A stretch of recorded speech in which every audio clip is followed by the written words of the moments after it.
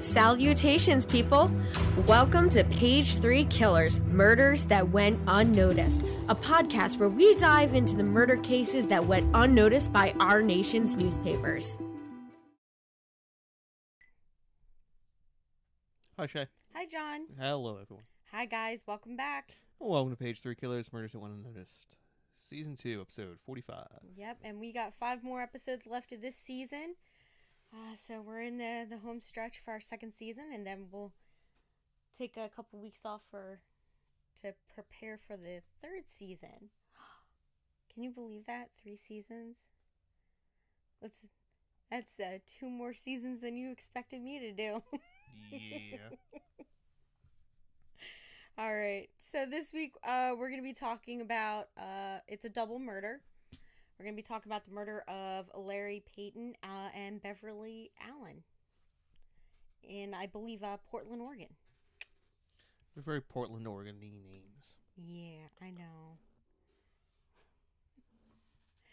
So this case, I had never heard of this case until I was looking up, just different ones. And I know that we've done 1960 already this season, and I know we talked about it once last season, but this case was really interesting. So it was a little hard finding the news. It was hard, but I did it. CD side was rough though. I'm not gonna kid. Not much going on. Well, we talked about 3 of the cases that were going on at that time. And I was able to find some unsolved cases that were, kind of interesting. So we'll take a look at those in our news section. So right before we do that, I wanted to give a huge shout out to our patrons on Patreon. Thank you so much to Christy Bryson, Chelsea Hargrett, and Stacey Fragale. Thank you guys so much for donating on Patreon. We appreciate your guys' support. If you guys out there want to donate to the podcast, you can hit us up on Patreon, donate as little as $1 a month, or you can share, subscribe, which is free. Whew. Got that memorized. Should probably just record it once, play it, just put it in here. Yeah, save us some time. All right, so now that we've gotten all the nitty gritty out of the way, let's get into the news stories. So 1960, we did talk about a couple of the things for 1960, but there's a few things that we didn't talk about. All right, so we all know that John F. Kennedy is running for president, or he's running he's the incumbent. 1960? No. No, he's running for the first time, yeah.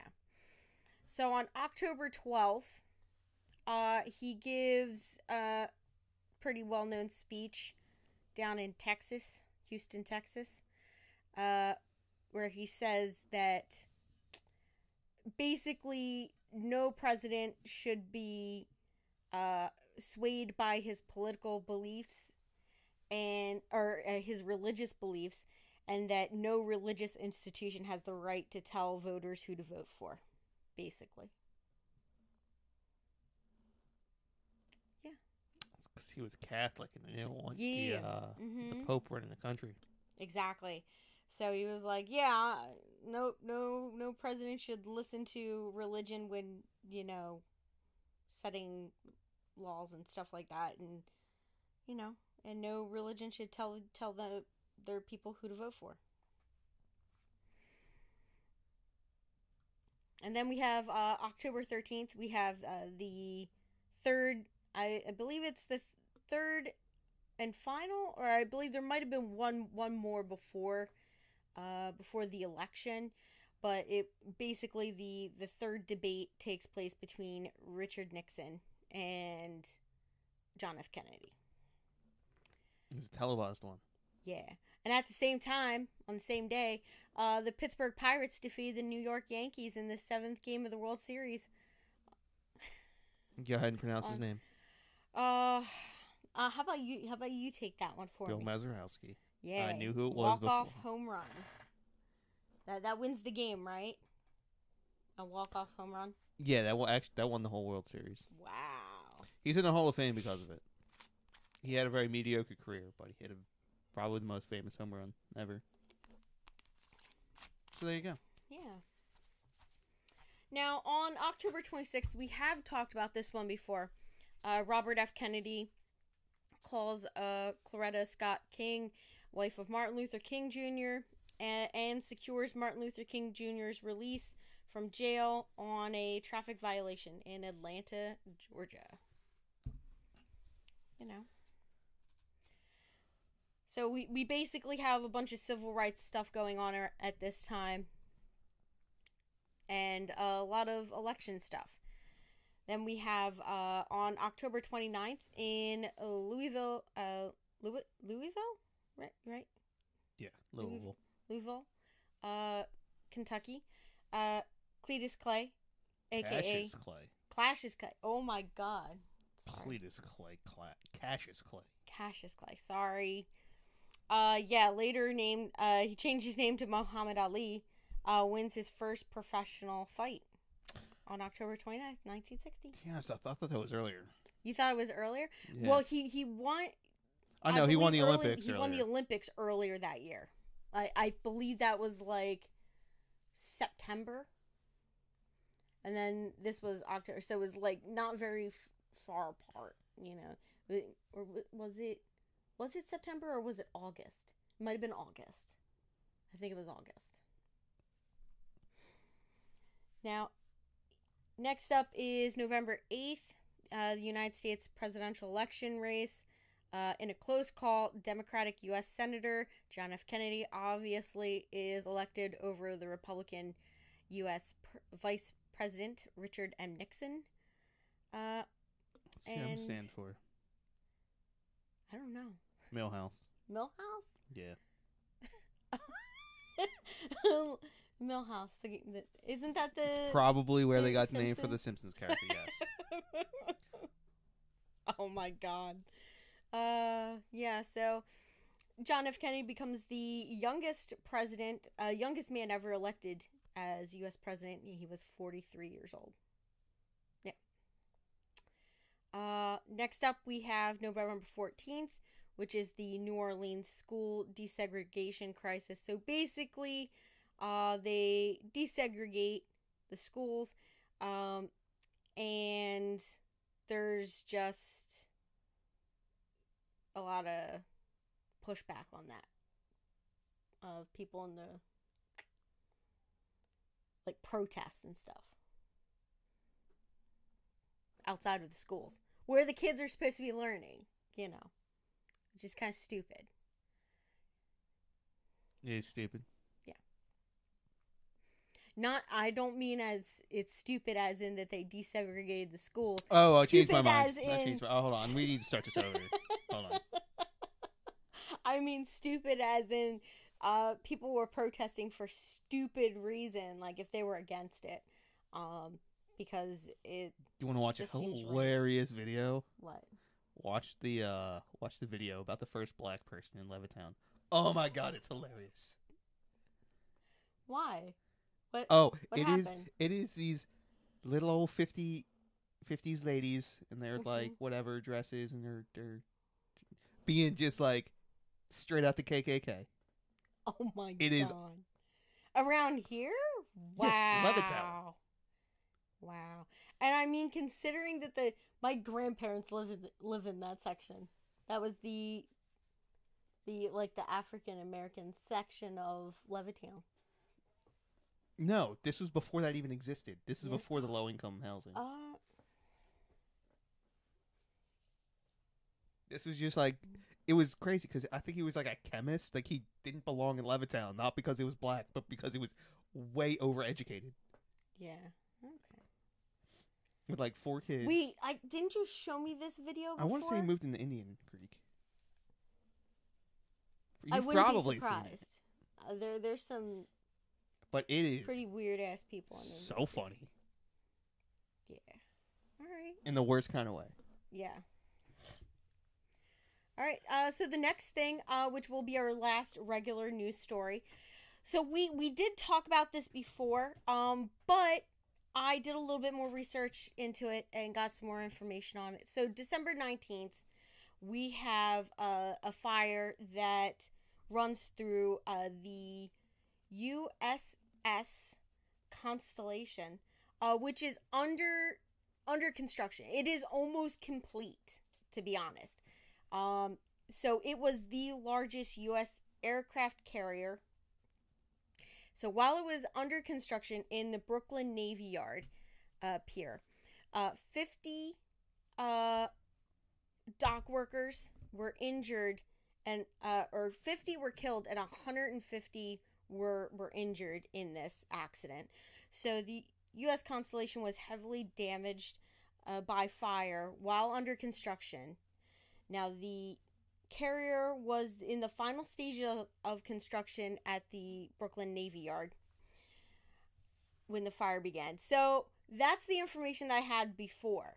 So I looked into it a little bit more. So apparently the fire was started due to a forklift, which was being operated by somebody who accidentally pushed over like some sort of cargo thing that contained diesel fuel.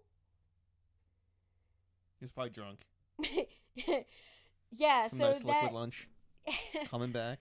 So it dumped about 500 U.S. gallons of diesel fuel, which spilled from the container, reaching the lower levels of the ship. And they believe that the fuel was ignited perhaps by a cutting torch of a fitter who was working in there. And then the fire quickly moved to wooden scaffolding, which helped spread the flames even faster. It basically filled passageways of the ship with smoke. It took 17 hours for firefighters to extinguish the fire. And the firefighters saved hundreds of lives without losing any of their own, which is, amazing in itself. Now, however, as I said, there were 50 shipyard workers who were killed. The damages were estimated to have cost $75 million to repair, and delayed its commissioning date by 7 months. And then also, I believe that a senior Navy Someone got fired. Somebody up in the Navy was like, when asked why it took so long and all that, and he said all he had to say was, these ships are very complicated. I mean, they are. Like, the layout of these ships are insanely complicated because it's like a maze, right? Yes. Pretty much. And I mean, there's a specific reason for that, too. Like, if you don't know where you're going, you're going to get lost. You can't really derive your way through the ship. Which is tactical, right? I mean... No. No? Really? Like, no. I would think that if somebody was able to get onto your ship, it would make it harder for them to navigate the ship. You want to know what it also does? Makes it harder for people on the ship to navigate it. The people who have to run it. Yeah. So in the event of an emergency, people get lost. Now, is it true? Okay, so I remember seeing, like, that show NCIS? Yeah. Well, they go on the ship, and he's like, okay, to get to this place, you have to go up 2 decks, down this one corridor, down this way, down 3, and then up 1, and then you're there. And they're like, well, why can't I just walk straight there? And it's like, you can't. Yeah, and by the way, they're like, no joke, you could be, like, you shouldn't walk around the ship by yourself for, like, I don't know, the first month. Unless you, like, to the bathroom and back, that's it. You could be standing there, and you're just looking at a wall, going, I need to get behind this wall. And you would think there'd be a simple way to get behind said wall. Like a door. Like a door to go past it. I could go around some passageway to get to it. I could probably go up, over, come back down on the other side of it. You would be wrong. To get, while staring at that wall, 2 feet in front of you. Yeah. To get to the other side of it, you might have to actually go back 100 yards, go down 2 flights of steps, go completely starboard, go back up 3 flights of steps, go to port side, go forward another 100 yards, go up another flight of steps, then come back. And then you're there. And then go down a flight of steps, 2 flights of steps. And then ask whoever's in that corner how to get to wherever the fuck you need to get to. Because you're lost.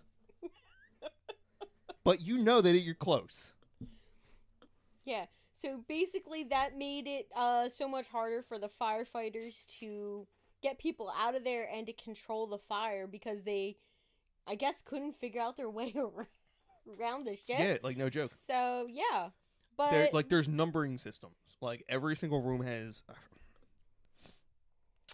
there's like a center point from like a triaxial center point, forward, aft, starboard, port, up, down, and like every single room has a number associated in correspondence to that from the middle point. Okay. And that's one way you can try and navigate yourself around. And I didn't have to do this, but I know this used to be part of the training. They used to actually tell you, or you would get like written instructions, and your only instructions were in relation to whatever room you were in, or like, or they would blindfold you. That's what it was. They would blindfold you, and you would have to get from wherever you were at in the ship back to your berthing, which is where you sleep. Oh, with that was part of your those directions. Yeah, that was part of your firefighter training. Because if the ship's full of smoke and you have a mask on and can't see, you have to know how to get back or wherever. You have to be able to navigate yourself. Okay. Nobody knows how to do that on a carrier because it's too big, but on smaller ships they make you do that. Oh. All right. I guess they assume that if the big ship is sinking or is on fire, you got more than just being able to navigate to a certain point. You got other problems to deal with, right? Yeah. Well, on a bigger ship, there's so many people that you usually just follow where everyone else is going. Well, no, you have an assigned job, okay, and you just go to the assigned job. Or in a smaller ship, you're like, if you're not an officer, you're a firefighter. Yeah. So as a firefighter, you would just figure, you would have to learn all the firefighting stuff. Okay. Yeah. All right. Now for our CD side. So we did talk about 3 cases already from 1960. So we talked about the bouncy ball killer. We did that one in a special. That was that guy that was like raping and murdering people bouncy balls. With a bouncy ball. And they would, like, witnesses said they heard somebody bouncing a basketball, and he became known as the bouncing ball killer. We talked about Irene Garza earlier this year. I think like in the first half of the season. She was an American school teacher and beauty queen who was murdered by... they believe she was murdered by a priest. Remember we talked about that one? Kind of. Yeah. And then we talked about the Starved Rock State Park murders. Was the murder of the 3 women in that state park. I can't. I think it's in. Was it in Illinois? I think it was in Illinois. And the guy that they originally thought did it, Chester Otto Wagner, I believe he was paroled. The longest serving inmate to ever be released. Yeah. Is that what that says? Yeah, he was released on February 21st of 2020. Yeah, and then in August 2022, DNA tests concluded that the hair found on the victim's hand didn't belong to Chester. So he was innocent. He spent 60 years of his life in prison. Imagine me. Well, it took 60 years to prove he was innocent. But he was paroled, 2 years before that. So I did find a couple of other ones. Now, I have heard about the National Airlines Flight 2511. So that was a 34 passenger aircraft that flew out of New York. It was heading to Miami. Basically, a bomb goes off on this plane on January 6th of 1960. Kills all passengers and crew. All 34 passengers and crew. And basically, the bomb exploded in mid-flight. And among the people that were on the flight was a American Medal of Honor recipient, Edward Ulrich McDonnell, who was 68 at the time, and he was a vice admiral in the United States Navy. So the FBI is still investigating that.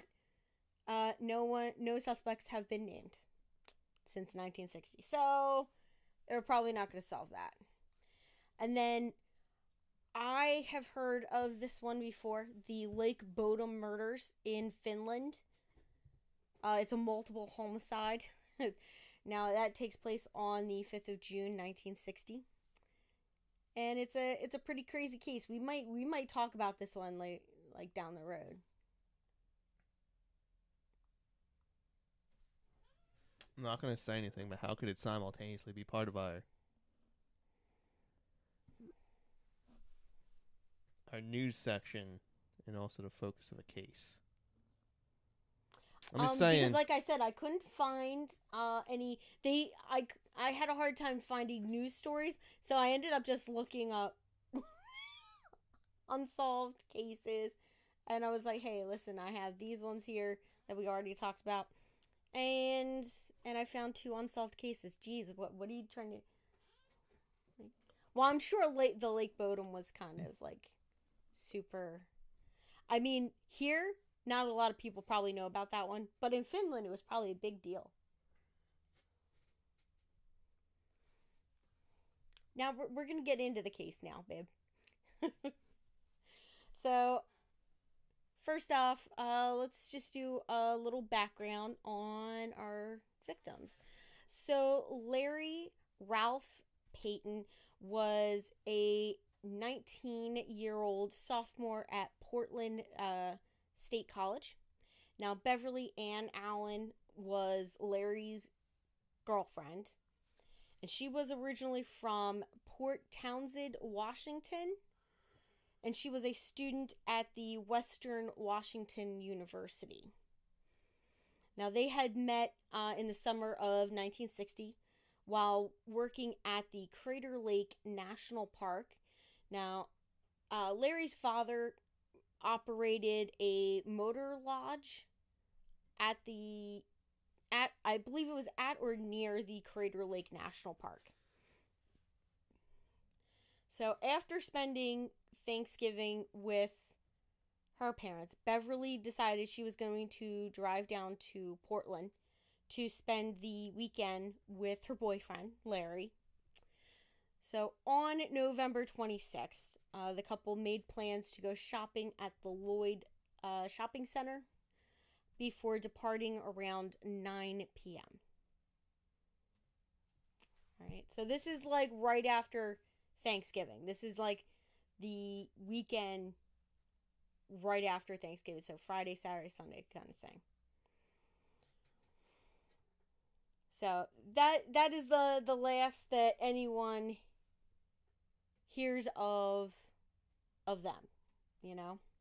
So on the evening of November 27th, Larry Peyton's Ford coupe was discovered parked on a remote lover's lane in Forest Park in northwest Portland.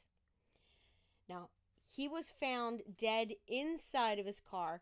There were some notes that said that there was like some mutilation, but I'm going to assume that that would just be what caused his death, basically. Now, he had been stabbed a total of 23 times with what appeared to be a 4-inch blade. He'd also been struck in the head with a heavy object, which caused a severe skull fracture. Now, when they were looking at the crime scene, they noticed that Larry had mud on his clothes, which indicated that he had been outside of the car at some point during the attack, and most likely placed back inside of the car. So after searching the area, they did determine that his girlfriend, Beverly Ann Allan, was missing from the crime scene. Now, FBI officers were brought in to assist with the search efforts and the evidence collection at the crime scene. So, even though Beverly was missing from the scene, officers did find her coat and purse still inside the car. Now, a woman does not go anywhere without her purse. And if we go anywhere without a purse, we have our phones and, cards and, everything in our pocket. We're just not leaving. I don't know how big the pockets were back in 1960, but if they could fit a phone... Women didn't have any pockets. Then how'd they fit in a phone in there? Well, nowadays, I could go without a purse, but I'm going to be carrying my cell phone, which has, a wallet attached to it. And that's going to maybe fit in my pocket, my coat pocket at least. But back then, a woman didn't go anywhere without her purse. Because that was the only way to carry anything. They didn't have pockets. You could have had that phone that was also a purse. Oh my God. I love that purse. So when they... Oh, God bless you. Jeez, guys. So inside her purse, they did find her personal items plus the $11 that she had. So $11 doesn't sound like much in 1960, but it kind of is. It's at least the equivalent of $50, $60 now. And they found a pair of crushed women's glasses and a broken women's necklace also found inside of the car. Not exactly sure where they found this, but a portion of a fingernail was found inside the car somewhere. And they had a knife. I'm assuming that it was a bloody knife on the hood of the car. Now, outside of the vehicle on the ground was what they later found out was Larry's penknife. And the car's windshield had a single bullet hole in it. After examination, it was determined that the gun had been fired from inside the car. Now, they found at the scene copious amounts of blood evidence, both inside and outside of the vehicle. There was no gun found at the scene, and the keys to the car were located in basically a bush nearby, in brush nearby the car. So we got Beverly missing. We have Larry dead. Nobody really knows what's going on, but it's not looking good for Beverly. Either she killed him or he was killed and she was kidnapped. So at this time, they're not exactly sure which is which, but they're looking for Beverly at this point. So the search for Beverly begins after the discovery of Larry's body. Now, Beverly's father, Robert Allan, offered a $1,000 reward for anyone with information leading to his daughter's whereabouts. Now, sometime after the discovery of Larry, a patron of a restaurant in Eugene found a message written in lipstick on the restaurant's bathroom mirror, which read, "I am being held in a brown Ford. Help me." Now, the woman who a witness claimed resembled Beverly was purportedly seen at the restaurant with an unknown male. Now, this claim was ultimately dismissed by police, and the only reason why they dismissed it was because even though the witness was able to give a full description of Beverly and her facial features and everything, the witness was unable to describe the male that she was with in any detail. So they were kind of leery about accepting any of this information, you know. So on January 9th, you know, what is that? About 30 some days after her abduction, her remains were located by a highway worker approximately 30 miles west from Portland. Now, she was found in a ravine along Sunset Highway. Now, she was lying face down and was nude from the waist up, wearing only dark gray stockings. One of her shoes, her ski sweater, and a blouse were laying nearby, and her hands were bound with green nylon cord. Now, near the body was a plastic sheet covered in red stains that appeared to be blood. And an autopsy confirmed that Beverly's cause of death was strangulation, and they believed that it was done with rope. My assumption is that it would be the same rope that was tied around her hands. Now, she was estimated. It was estimated that she had died between 3 a.m. and 7 a.m. on November 27th. I'm not sure how they arrived at that precise of a conclusion. A month and a half after it happened? Yeah, exactly. Yeah, 4-hour window is pretty tight.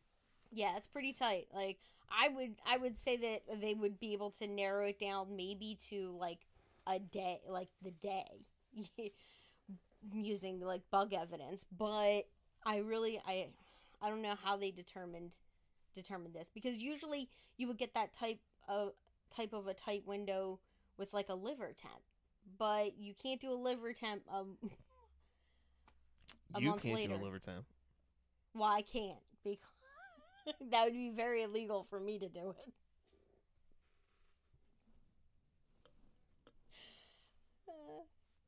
it. I get it. Okay, I'm not funny. Although I think it's funny when you do it. What? Do liver temps? It's hilarious. No. I make a day out of it. No, when you make that kind of joke and you say, "Well, no," I don't understand. It's like, never mind. Yeah. So they said that there were signs that Beverly had been sexually assaulted prior to her death. Additionally, they were able to match up that partial fingernail that was found in Larry's car with one of her broken fingernails. Like, so they figured out where that came from. So the police began questioning the owner of two of the abandoned cars near the site of Beverly Allan's body, where it was found. Now, one of them belonged to U.S. Navy sailor stationed in Astoria. The other belonged to a young man from Banks who claimed the car had become stuck in the mud, resulting in him abandoning it. Now, the police stated that at the time they believed Beverly and Larry had been ambushed by at least two men. And there was what they felt was a really good suspect. So we have Edward Wayne Edwards. Eddie Edwards? Eddie Edwards. Yeah. He was a fugitive with ties to the Portland area. Now, he was considered one of the first main suspects of this murder. And he was a serial killer. I don't think at the time that they knew he was they probably knew he was a serial killer. Or not. I'm a little dicey on if they knew he was a serial killer at this time in 1960. But apparently he had escaped from jail in Akron, Ohio in 1955. Fled across the country, holding up gas stations. Then by 1961, he was on the FBI's 10 most wanted fugitives list. And Edwards was captured and arrested in Atlanta, Georgia on January 20th of 1962, after which he was granted parole in 1967. He was, they found out that he murdered at least 5 people between 1977 and 1996. And he's suspected of several additional murders on top of that. Now, he was cleared of these 2 murders because he was not in the area on the dates of the murders, on the date that they expect for the murders, you know. So according to the lead investigator, Earl's son, they questioned 2,292 individuals over the course of the entire investigation. That's a lot of people. That's a lot of freaking people to talk to. Ugh. My anxiety about people just shut up right there. Just thinking about talking to 2,292 people. Now, a total of 453 suspects were considered, only 47 of whom were definitively cleared. In his words. Y'all are some bad police cops. Yeah. There's 453 suspects and you only That's like 11%. That's terrible. That's terrible odds right there. So approximately there's 89% chance. Yeah. And then approximately, you just get this. Okay, they spent $250,000 during this investigation. $250,000, $250,000 to investigate this. And that's what they come up with. 453 suspects. And with only 47 cleared out of that. Crazy. Now, we're going to get into the next section. Alright, I think these guys did it. But I think there might have been some shenanigans by the cops. I'm just saying. Because once we get into this, and then we go through like the trial and stuff, it's gonna be a little weird. Like just the I don't wanna ruin it. Alright, so we're just gonna keep going. So in October of 1966, Earl's son, the investigator, one of the lead investigators for this case, received a letter from a woman who claimed to have information regarding the murder of Beverly and Larry. And that woman was named, her name was Nikki Essex. And she had disclosed information that would have only been known to persons or a person or persons who were at the scene of the crime. All right. So the information she had included the location of a large house party in Forest Park that occurred on the night of the attack, as well as the fact that the knife had been left on the hood of Larry Peyton's car. So Miss Nikki Essex implicated 36-year-old Edward Jorgensen and his brother Carl Jorgensen, who was 27, in both murders. Now, Carl was a former boxer and a salesman at an upscale Portland shoe store. Now, Edward was a married father of 5 who operated a garage. Now, according to the letter, the Jorgensen brothers had attended the house party in Forest Park on the night of the murders. Now, when the detectives questioned their mother at her Portland home, she vehemently denied that her sons had been involved in either murder, and stated that the cops were, quote, barking up the wrong tree just because my boys went to a party in the West Hills the night of the murder, end quote. So, in April of 1986, Multnomah, oh my gosh, whatever, that county police department. You want to take a crack at that, hon? Multnomah. I was pretty close. Snap. County police offered $500 for more information leading to the identity of the perpetrators, which was increased in May to $750, which is a lot of money back then. So on August 13th, 68, not 86, 68. A grand jury was held in the case, which brought an indictment against Carl and Edward Jorgensen, as well as a third man named, who was 28-year-old Robert Gordon Brom. So Robert was a resident of Salem, and had previously been in prison for beating an elderly grocer with a gun in 1962, and he was currently on parole at the time of the murders. So Edward Jorgensen was arrested in the middle of the night at his home, while Carl was apprehended at the shoe store where he worked. All three men protested their arrest and pled not guilty to the charge of murder. Now, the trial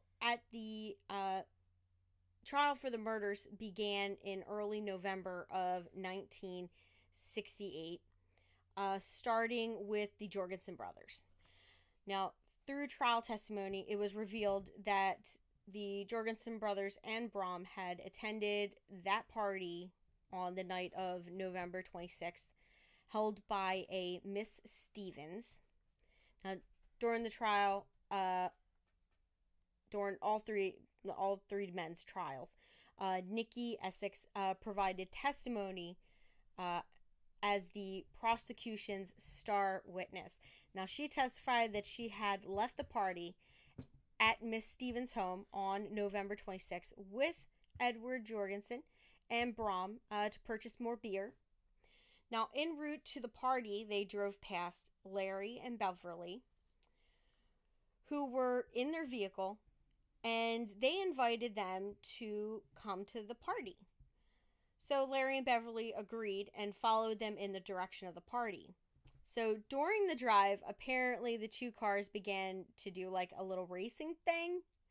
And Larry accidentally forced Brom's vehicle into a curb, damaging, I'm guessing, like the wheel or something. So Brom returned to the party and obtained another vehicle.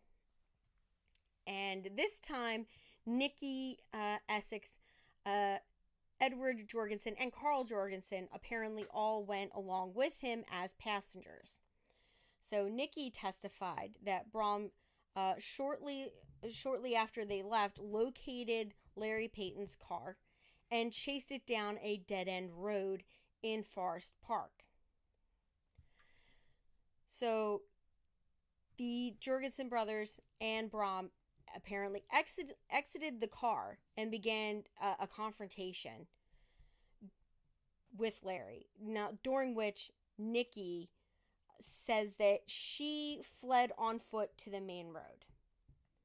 Now, while at the main road, she claimed to have heard a loud crack that sounded like a gunshot. Now, shortly after that, the three men returned to the main road in Brom's vehicle and picked her up. Now, according to her, Beverly was in the car with the three men when they picked her up. So Brahm apparently dropped Nikki off at her home, and he, Edward, and Carl and Beverly left. So Nikki's testimony, however, was questioned by Edward's attorney, Charles Paulson, who pointed out that she had undergone hypnosis and sodium amytal treatments in an attempt to recall the events of the night. So they're like, can we even trust this? Like, testimony from her? You know. So in late November 1986, Edward Jorgensen was convicted of first-degree murder in Beverly's death and second-degree murder in Larry's. Now, he was sentenced to life imprisonment plus 25 years. So, 90 witnesses were called during Edward Jorgensen's trial, including his own brother Carl, who testified that he had no involvement. Now, closing arguments in Carl's trial occurred on December 5th of 1968. Now, he was ultimately acquitted of first-degree murder and set free. So, in early 1969, Brahm was convicted of first-degree murder for Larry Peyton's death and sentenced to life imprisonment plus 25 years. I don't know. It seems pretty solid to me. Maybe I'm missing something. Yeah.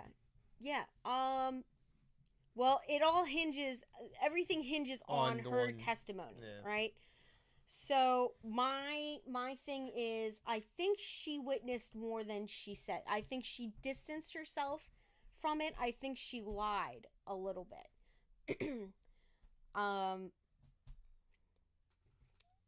But there are some theories out there that, you know, they didn't commit it, and that, you know, we're about to talk about it, all right? So in the spring of 1972, both Edward Jorgensen and Brahm filed for appeals of their convictions. They claimed that Nikki Essex was psychologically unstable and had not undergone a competency evaluation before testifying in court. So the validity of her testimony was also questioned since she had undergone hypnosis and sodium amytal treatments to regain memory of the events of November 26th. So the Oregon Supreme Court, however, ultimately denied the review. So on December 23rd of 1972, Mr. Brahm, he filed for parole, and he was denied his bid for parole. Now, in 1975, Brahm filed for a second appeal, claiming his attorney had failed to adequately represent him. So Douglas Tating, a private investigator who claimed to have worked on the case, testified during the appeal that a witness had told him Beverly Allan was alive on December 28th of 1960, which was over a month after the prosecution claimed that she had died. So witnesses claimed that they had seen Beverly at a party held by a local gang on the night of December 28th, where she was basically being prostituted out to partygoers. I'm not sure how much of this I trust that, you know. So Edward Jorgensen was released on parole after serving 3 years in prison. And in January of 1976, both he and Brahm filed relief petitions seeking exoneration in the murder charges. So Brahm was paroled after serving 7 years of his life sentence. Yeah, I don't know. I would just call it quits. That. Oh, I got paroled. Okay. Have a nice day. Yeah.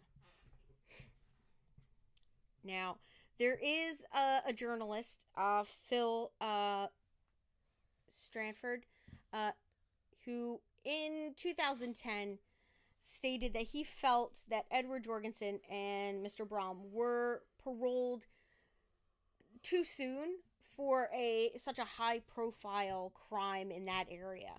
And he believed that that was because law enforcement did not actually believe that these two men were guilty of the murders. So he alleged that the prosecution's star witness, Nikki Essex, because she had been given the, sodium amytal treatments and hypnosis, while visiting the crime scene, that it might have, affected her recollection and made her susceptible to, a little bit of sway from some of the police officers that could have been investigating, basically.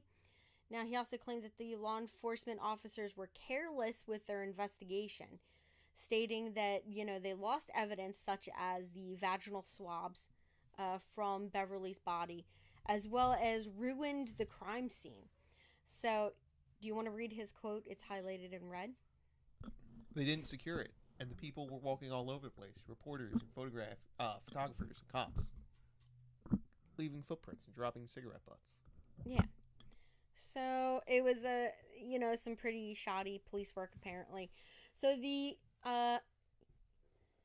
Phil Stanford stated that Edward Wayne Edwards, a convict that had been a suspect early in the investigation, may have been responsible for the murders. Now, he cited a 1980 double murder in Wisconsin that was like a virtual copy of the Peyton Allan murders as his evidence. He was like, and now when Edwards was originally questioned about this case, he did have a bullet hole in his arm at that time. However, a letter correspondence between Edwards and Stanford. Edwards denied involvement in the Peyton Allan murders. He claimed that he sustained the bullet injury after his girlfriend shot him during an argument. So, I think the police cleared Mr. Edwards. I'm pretty sure those two guys did it, but I don't know. If the only evidence was Nikki, I don't know how much I give her testimony weight. Enough to put him away for 7 years. Yeah. On a life sentence. Like, that's really short for a double murder, I guess. But a life sentence is kind of like a life sentence plus 25 years on this seems a bit high. Like, I really. think First degree murder. No, that's second degree murder. Yeah. First is life or death. Second's 25 to life. And that's in Oregon? I'm pretty sure it's pretty close in all the states. Okay. Yeah. So that's the case for tonight. I thought it was pretty interesting. So let's close this out. You wanna? Bye. Bye, guys.